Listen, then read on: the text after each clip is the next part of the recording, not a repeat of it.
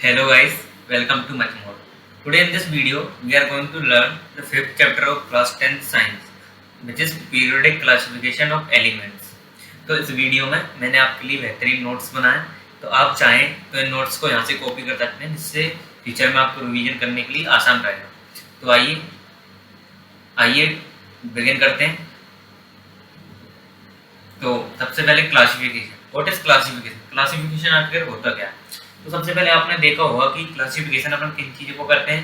यहाँ पे अपने पास मिक्सचर रहता है, तो मिक्सचर में से अपन सिमिलर चीज़ों को निकाल के एक साइड रख देते हैं, उसे बोलते हैं क्लासिफिकेशन। तो grouping of similar things in groups is called classification. So why is classification important?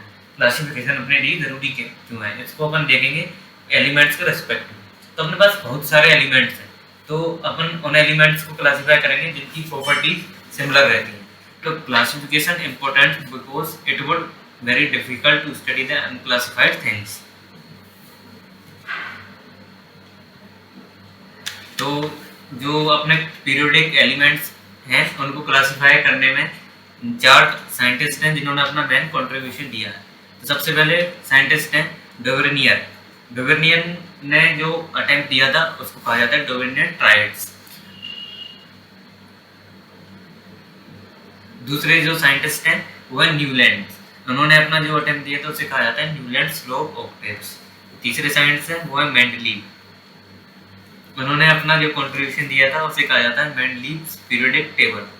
जो चौथे साइंटिस्ट हैं वो है हेनरी मोजले, जिन्होंने अपनी मॉडर्न पीरियोडिक टेबल दी।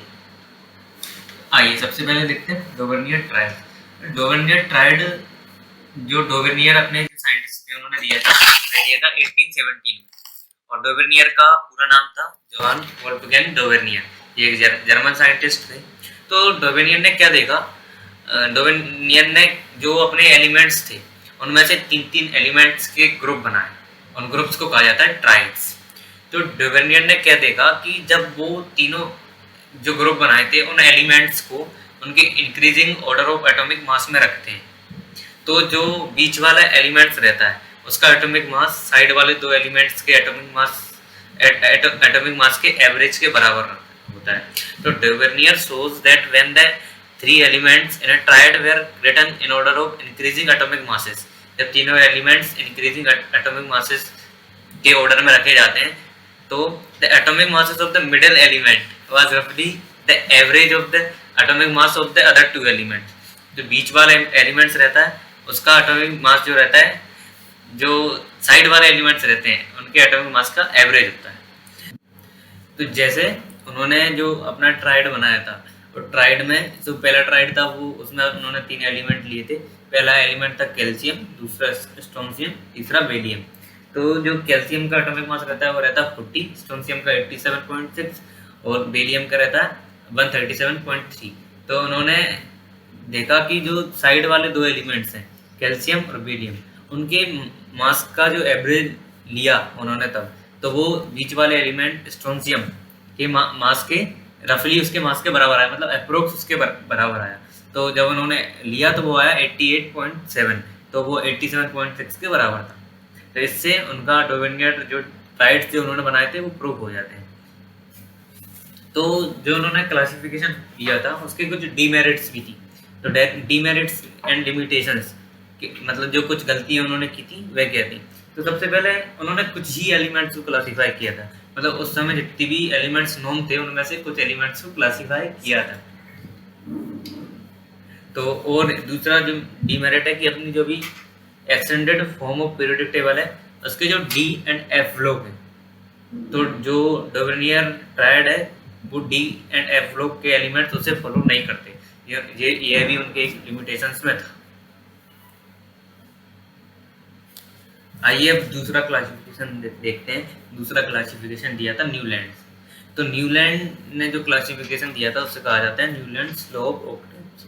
तो इन्होंने जो अपना क्लासिफिकेशन दिया था वो दिया था 1866।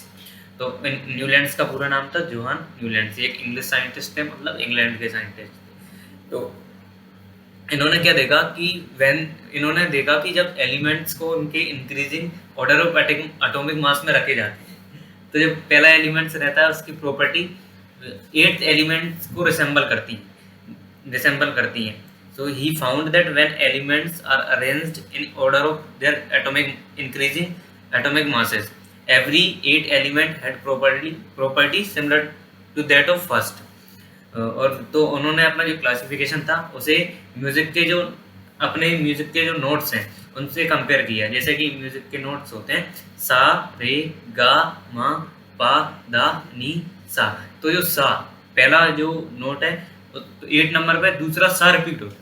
तो इस हिसाब से इन्होंने अपना जो क्लासिफिकेशन दिया, उन्होंने एलिमेंट्स को लिया. उन्होंने लिया hydrogen, lithium, beryllium, boron, carbon, nitrogen, oxygen.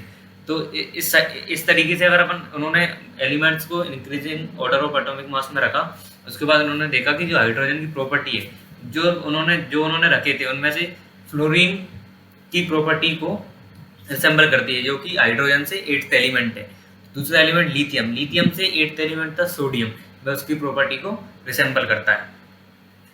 इस प्रकार जो बेरिलियम था वो मैग्नीज की प्रॉपर्टी को रिसेंबल करता है और जो बोरोन था वो एल्यूमिनियम की प्रॉपर्टी को रिसेंबल करता है. तो ये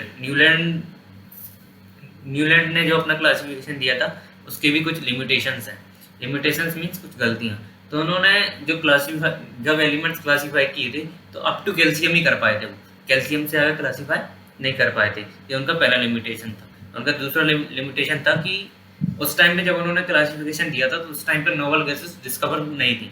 जब नोवल गैसेस डिस्कवर्ड होने के बाद जब उन्होंने 8th एलिमेंट के बाद प्रॉपर्टी रिपीट कर रही थी एलिमेंट की, तो नोवल गैसेस उनके बीच में आ गई, तो उनका वो सिस्टम बिगड़ गया.